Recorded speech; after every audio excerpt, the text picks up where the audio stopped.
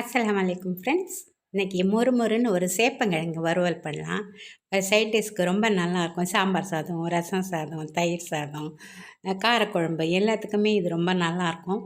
நீங்கள் ஒரு வாட்டி பண்ணி பாருங்கள். வாங்க இப்போ வீடியோக்குள்ளே போகலாம். அதுக்கு நான் வரமிளகாய் தூள் எடுத்திருக்கேன். காஷ்மீரி தூள் 1 ஸ்பூன், இஞ்சி பூண்டு பேஸ்ட்டு, மிளகுத்தூள், மஞ்சத்தூள், கடலை மாவு 1 ஸ்பூன், கார்ன்ஃப்ளவர் மாவு 1 ஸ்பூன், கொஞ்சமாக கொத்தமல்லி, மஞ்சப்பொடி, அவ்வளோ.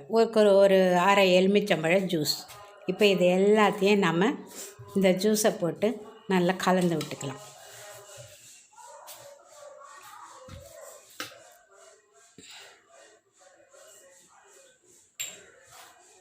இந்த ஜூஸ் பத்தாது, மேற்கொண்டு இதில் 1 ஸ்பூன் எண்ணெயும் கொஞ்சம் தண்ணியும் சேர்த்து நல்லா ஒரு கொழன்னு, ரொம்ப தண்ணியும் இல்லாமல் ரொம்ப கெட்டியாகவும் இல்லாமல் அந்த மாதிரி ஒரு பதத்துக்கு நம்ம இதை கலந்து விட்டுக்கலாம். தேவையான அளவு உப்பு சேர்த்துக்கலாம். இப்போ 1 ஸ்பூன் எண்ணெய் விட்டுக்கலாம்.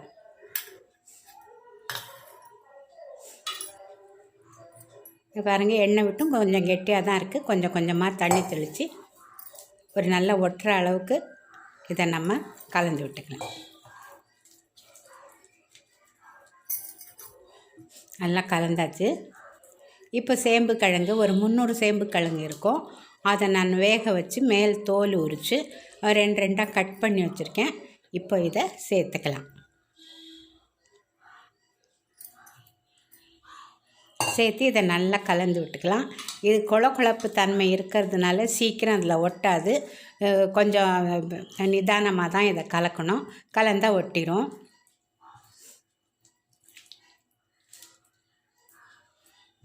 ரொம்ப அழுத்தாமல் பூ போல் இதை கலக்கணும்.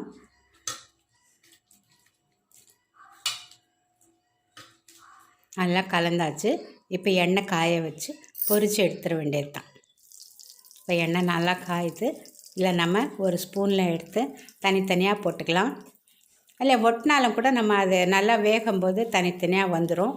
நம்ம கரண்டி போட்டு கொஞ்சம் கிண்டணும்னா தனித்தனியாக வந்துடும். இந்த மாதிரி போட்டுக்கலாம். போட்டு ஒரு 2-3 நிமிஷம் கழித்து நம்ம இதை திருப்பி விட்டுக்கலாம்.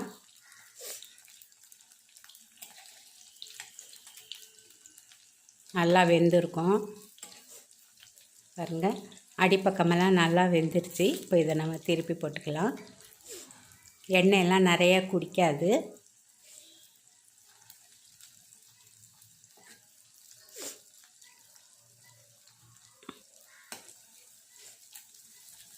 இன்னும் ஒரு 3 நிமிஷம் கழித்தோம்னா நல்ல மொறுன்னு நல்ல கலரில் இந்த சத்தமெல்லாம் அடங்கி நுரையெல்லாம் அடங்கிடும். அப்போ நம்ம எடுத்துடலாம். பாருங்கள், எல்லாமே அடங்கிருச்சு. இப்போ நம்ம எடுத்துடலாம். எடுத்து ஒரு டிஷ்யூ பேப்பரில் போட்டோம்னா மிச்சம் இருக்கிற எண்ணெயும் அது நல்லா உறிஞ்சிரும். நமக்கு வேறு எண்ணெய் இல்லாத வறுவல் கிடைக்கும்.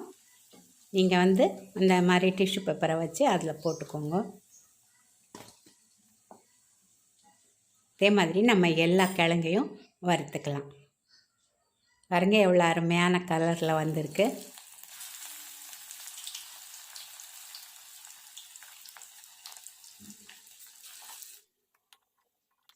அவ்வளோதான் ஃப்ரெண்ட்ஸ், எல்லாத்தையும் பொரிச்சாச்சு. பிடிச்சிருந்தால் லைக் பண்ணுங்க, ஷேர் பண்ணுங்க, கமெண்ட்ஸ் பண்ணுங்க. நன்றி, வணக்கம்.